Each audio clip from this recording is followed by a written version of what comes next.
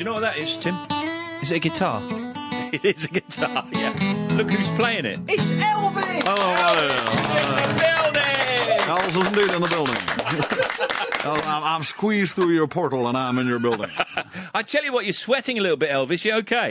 It's just that kind of weather, isn't it? I believe everybody's sweating right now. I know. You'd have to be some kind of lizard to not sweat in this weather. You're looking good, Elvis. You're looking good, but with that jumpsuit on and everything. Indeed. You want to take it off, or you got your trunks on underneath? I'm not sure that would be a good idea. Even on the radio, that would not be a good idea. No. Well, anyway, it's great to see you. Thank you very much. Everybody, welcome to Ask Elvis. Elvis is in the building, and he is back. He's got his guitar with him, and we're going to take some calls and all of that. Yeah, I'm going to start with a very simple question from a bloke called John, who says, "Hi, Elvis. Hey there. I have a very simple question for you. Can you explain the Higgs boson particle?" Oh, easy. Of course I can, John. This is Elvis. Well, John, you're a curious man, and you might remember from school that all matter is composed of subatomic particles inside. Everything's made of atoms, and atoms are made of electrons, protons, and neutrons. They are in turn made of quarks and other subatomic particles. What? Quarks is a subatomic particle. Do you know anything? It's also kind of German yogurt. Don't worry about it now. But it's a subatomic particle. And over the years, scientists have pondered the mystery of how come all these little particles of energy acquired mass.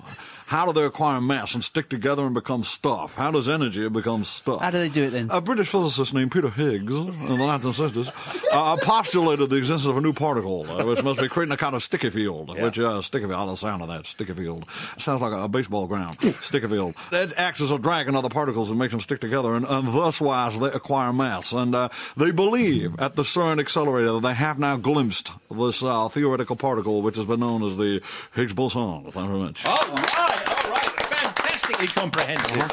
Excellent. Elvis knows. Can we go to a phone? Who's this on the line? Is it Peter? Hi, Steve. Is it Peter Elgin? Eglin. Eglin, I knew that. Nice to speak to you, Steve. Nice to speak to you. Say hello to Elvis. Hi, Elvis. Hey there, Peter. Well, my question's a bit of an anticlimax after that one. I seriously doubt that, Peter. I'm on the edge of my seat. Right.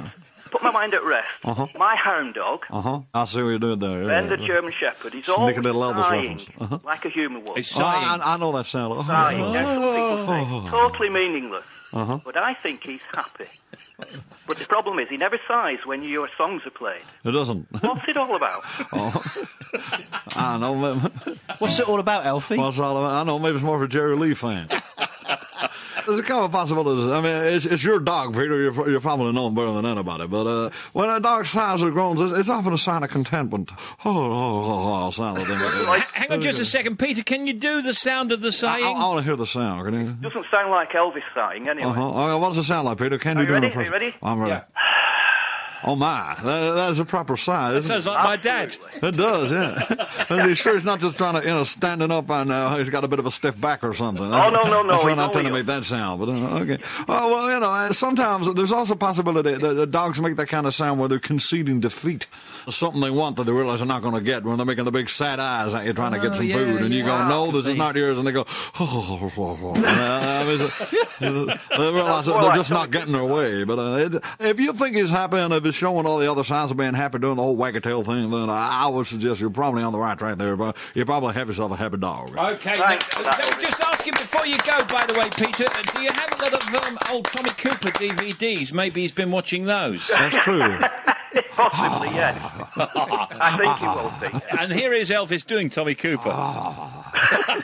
Thanks, Elvis. Well, thank you very much. See you guys.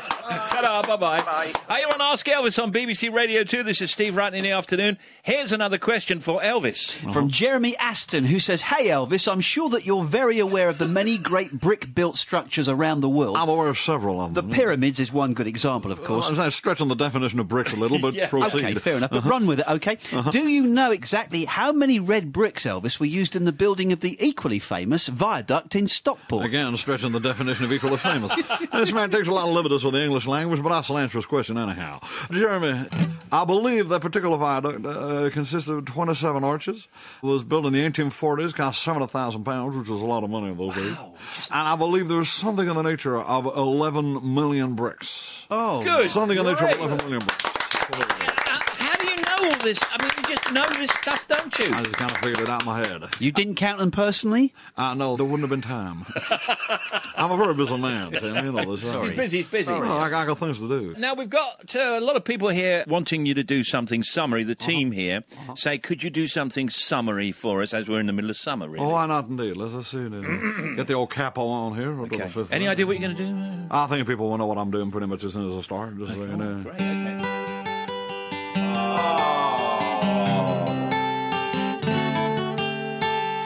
Here comes the sun.